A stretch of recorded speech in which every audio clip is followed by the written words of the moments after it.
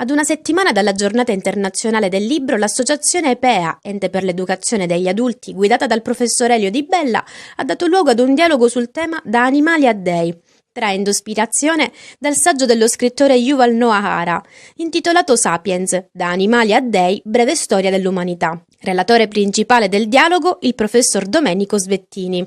L'ho visto fondamentale per me perché mi ha consentito di ricordare dei fatti che avvenivano ad Agrigento, a me personalmente,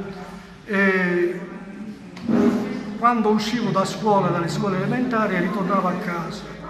C'era una baronessa che stava ferma in piazza San Giuseppe e quando incontrava dei bambini, è capitato anche a me, diceva: "Ah tia, che fa un saluti?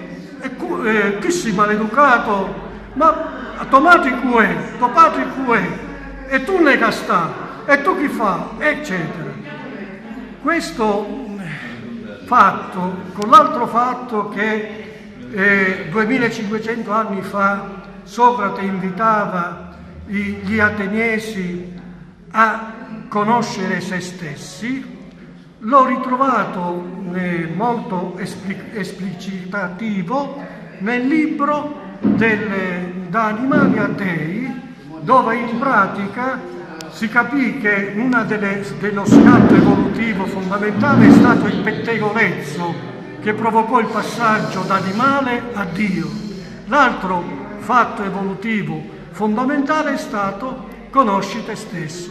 La mia associazione, l'associazione EPEA, che è un ente per l'educazione permanente degli adulti, ha chiesto al professore Svettini di presentare questo libro di Harari, Sapiens, da animali a dei, e grazie al professore Svettini abbiamo fatto davvero uno straordinario viaggio, un po' per capire non soltanto le antiche civiltà, ma anche diciamo, i tempi di oggi, perché noi siamo il frutto di una lunga evoluzione che il professore Svettini ci ha aiutato a comprendere nei suoi vari particolari, non soltanto biologici, ma anche culturali. E dunque è stata un'occasione per avvicinarci ad un testo che riteniamo di grande interesse ad una settimana dalla giornata mondiale del libro.